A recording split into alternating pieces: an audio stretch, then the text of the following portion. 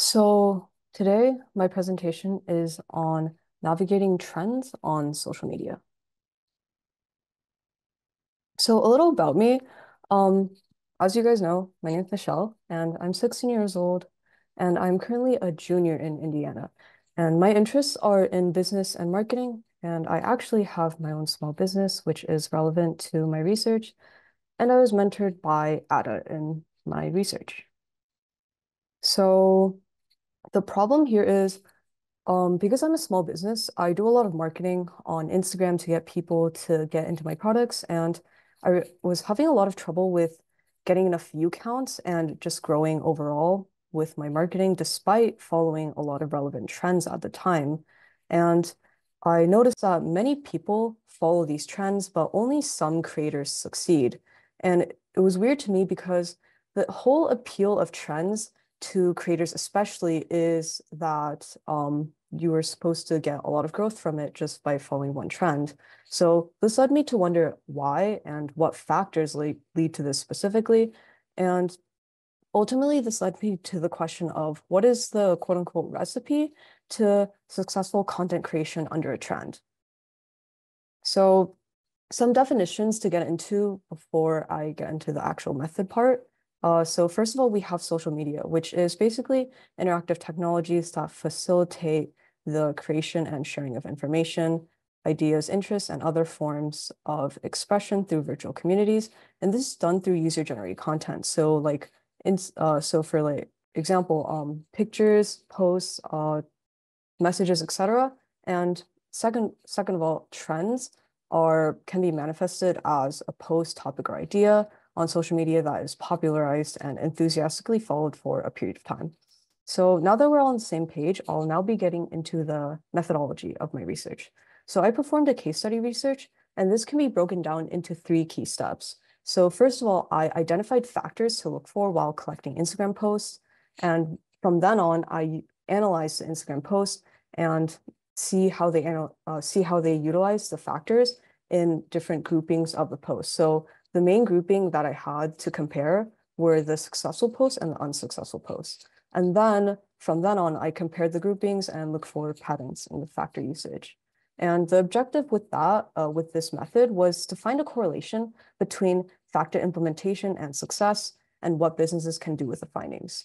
And if this section was unclear, I'll be giving a way more detailed overview of that later on. So now we'll be getting into the factors. So I determined 5 key factors that I'll be looking for throughout the process of collecting data. So the first factor that I determined was relevance. So being related to current events and news resonates with the viewer's values and interests, and it has a strong real prominence. And moving on, the interactivity. So engagement, as we all know, is crucial, and it boosts the visibility and measures most success. And interactive content encourages a two-way interaction between the creator and the viewer rather than passive consumption. And from then on, there's also the usage of familiar concepts and innovation. So these kind of go hand in hand. So for familiar concepts, trends are usually based around a subject that the audience is already familiar with. And with that, any innovation, so for example, tastes and preferences are constantly changing throughout the years amongst different generations. So innovations allow for tailoring of the subject to suit more relevant needs and wants. And the last one is entertainment. So incorporating entertaining elements into content can help boost its shareability and interest by provoking psychological value to the individual. So humor, drama, and inspiration can all capture the attention and create psychological value, and also drive the desire to share the experience with others. So with these 5 key factors, I had a hypothesis that these 5 key factors would lead to the success of content under a trend. So now I'll be breaking down the steps that I showed earlier in the methodology. So this first step was to collect data.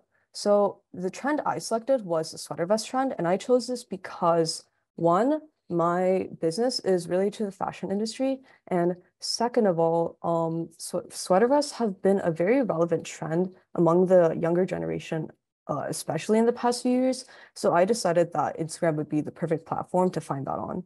So I used Instagram search feature and found keywords and hashtags relevant to this trend.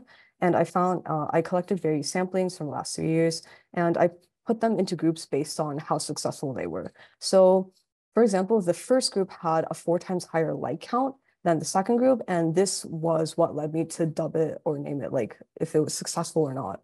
And from then on, the posts were analyzed for the utilization of the specific factors I mentioned before and how their counterparts compared in the application.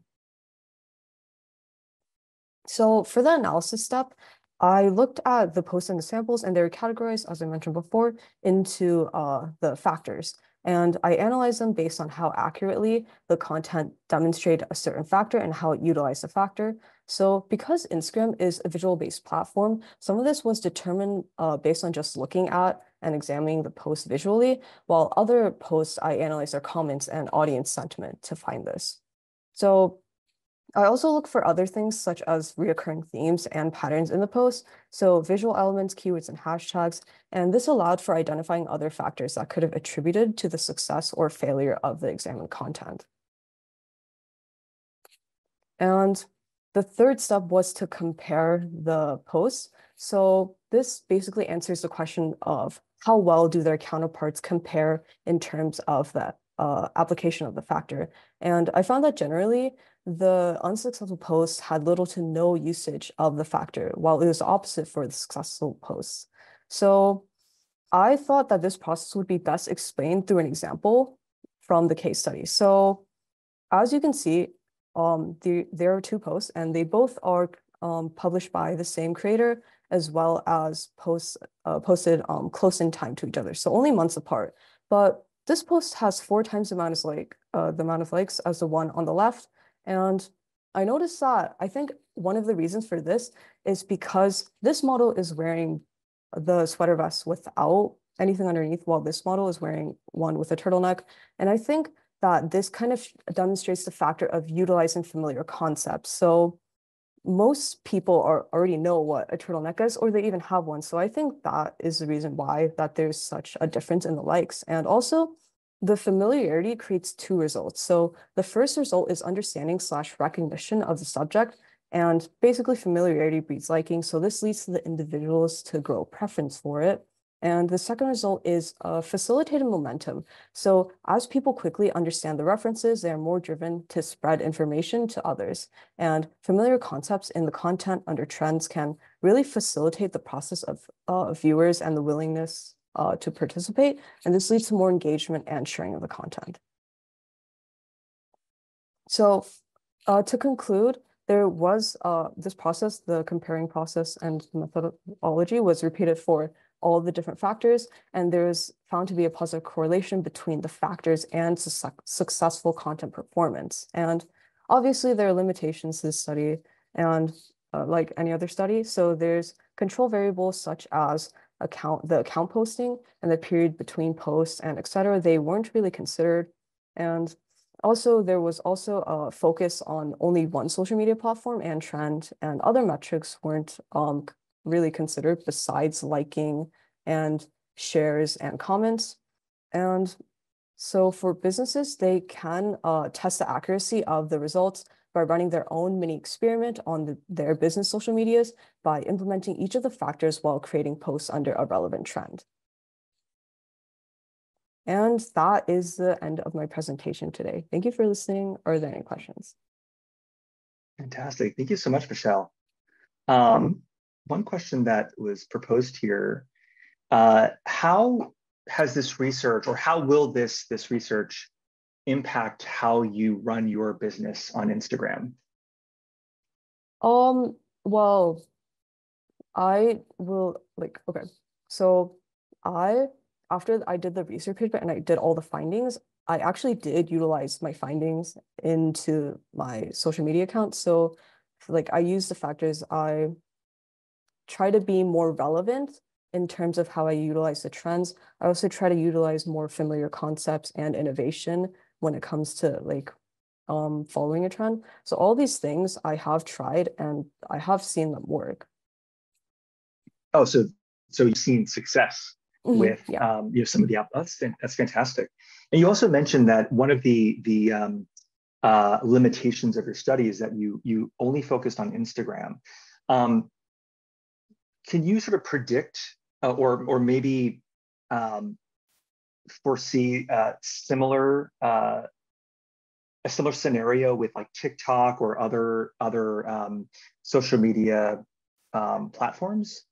Yeah, so I believe even though if it's only on one platform, it can still definitely be applicable to other platforms, social media platforms. Because Instagram isn't the only visual-based platform. Like there's also TikTok, there's also Mm, YouTube. And when I was doing my research, I was focused on posts and pictures, but I was also looking a little into the reels and sh other short form video content. So I think it can definitely be applicable to other platforms. great, fantastic. Thank you so much, Michelle. Thank you.